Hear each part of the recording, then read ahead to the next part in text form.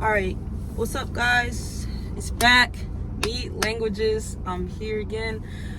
I'm recording from the car. I want to tell you guys how you can use YouTube to learn languages. I'm not even kidding. YouTube is probably the best resource out there to really learn a language nowadays. We're very fortunate to live in this technological society where worlds are kind of intertwined by default because of all the internet and all the online things and resources that we have. So I think this is like really good for us to actually, use this resource to actually learn Japanese or whatever language you want to learn. I got this video idea from this guy right here. Shout out to him. I saw this video and I'm like, I want to speak on this too. He talked about like French and things like that. I want to focus this more on Japanese and how you can use this to really learn Japanese. But if you're watching this and it's all, you have a whole nother language that you strive for, definitely still use this as a resource for you to learn how to use it on your own. So what I want to say is this is how I study Japanese, and this is how you can too. So basically what you want to do, you want to go on YouTube and really think about what you're into already. So look at your subscriber list and really think about like, who do you subscribe to in your native language? And for me is English, so it's like, oh, I like video game content, I like skits sometimes, it depends on who does them, I like music videos, I like this. Just really think about who you subscribe to and what content you like. Then what I'm going to ask you to do is look it up in Japanese or your target language, and you're going to find a lot of results. You're going to find a lot of results because I'm just saying, the possibilities are endless, but you're going to find a lot of results. So let's say, because for me, I did this in the past. I love Splatoon. It's a very popular game in Japan too. So I knew that I could find materials for it. Now, I don't use this now because I've moved on from this point. So I searched Splatoon in Japanese. So this is what I would put. I'll put it right here.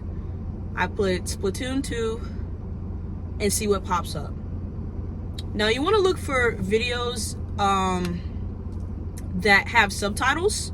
What you're not going to do is use English subtitles. And since you're typing in Japanese anyway, or your target language, you're probably not going to find any English subtitles anyway, unless they're like on the CC on the YouTube video, where you can, click that on if someone already put them in for you or something. You're not even going to do that. What you're going to do, it is a very tedious process, but I think it's probably the most effective way for you to learn new words, new vocabulary, and really put that grammar to use and see how native speakers are actually talking. So if you click a video, a Splatoon gameplay video, and I'll just put a screenshot right here. If you click on that, you'll see this guy playing the game, and you could really sit down and like, okay, wow. You can see what you understand, because a lot of gaming content YouTubers in Japan, they have subtitles here and there. If it's not like consistently throughout, it's like here and there of like really important matters in the video. So whatever happens, whatever's important. So I would say if you don't understand anything, well, it's a great time to start right now, to start really building your vocabulary and building that. I wouldn't recommend this for people who are complete beginners and cannot read hiragana, katakana, or some kanji. You do need to have a foundation first before you do this hard step, because this is going to really make a difference between you being a beginner and upper intermediate level of your target language. So whatever target language video that you decided to click on just now, you're going to look at the subtitles that they put into the video. For Japanese, it's very straightforward because they're going to always put subtitles for some reason. I find that all the time. And whatever word you see that you don't know, you're going to look it up.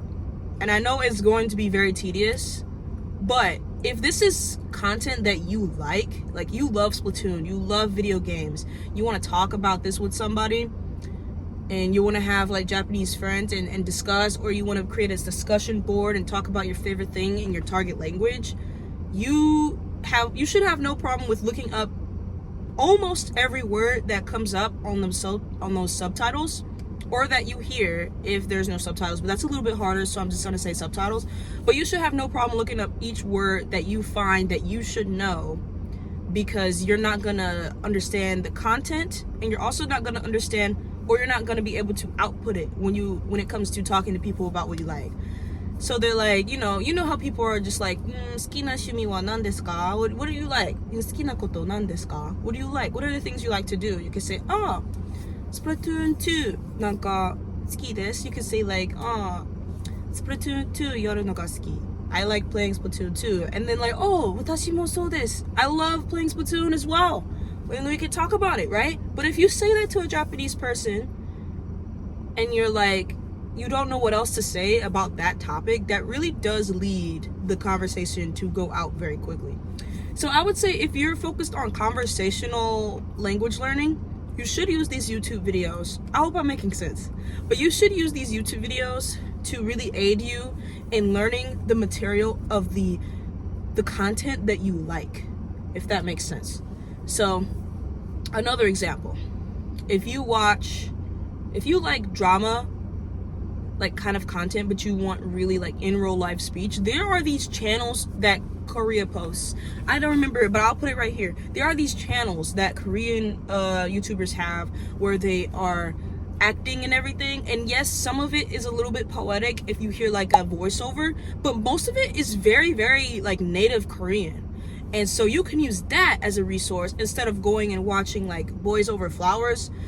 You don't need to use that. You can if you want, but I'm saying like there are better ways to use your resources to get a more accurate result that you're trying to get. And if you're watching this video, I think you're trying to learn how to speak in conversational target language here, right? Japanese, Korean, Chinese. And I'm gonna use these tips that I'm giving you for myself to learn Mandarin. This is just a side tangent. If you guys want to listen, go ahead. But basically, TikTok is kind of like going out, and we got Xiaohongshu. I don't know if I said that with the right terms, but we got Xiaohongshu, and it's basically Red Note. We got it over there, and there's a lot of like, it's from China, so we got native Mandarin speakers over there. And I'm like, dang, if this was any time to learn Mandarin, it would be right now. Like really just build some connections and actually learn native level, Mandarin, because they're gonna speak in native tongue. Like just like if you move to TikTok, you're gonna see a lot of American speakers. So I'm just saying, like, it'd probably be best, for me anyway. I have interest in learning Mandarin, and I've had for a long time. So I'm like, how can I learn Mandarin from Xiaohongshu?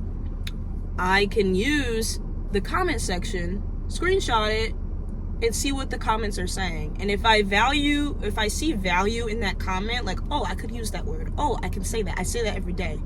That's a good translation for what I say every day. Then I feel like your language skill is just gonna keep snowballing. It's just the starting point. You have to start, and you have to not be scared of not understanding anything. You have to go in blind, because you're gonna come out and you're gonna be able to see the light at the end of the tunnel. So that's really it. That's really it. So thank you guys for really watching and listening to me. I hope I said understandable things here. If you don't understand, leave a comment, leave a question. I'll be happy to answer. If you do agree, please tell me that you agree. I love seeing people that, resonate with me. If you don't agree, that's totally okay too. Please comment. Let me know your method. Let me know what works for you, because what works for me may not work for everybody. That's totally fine. But you can use pieces of my video to help you. That's what I do for everything on YouTube. Everyone's different. So, but thank you. Like and subscribe if you like content like this. And yeah, that's it. See ya.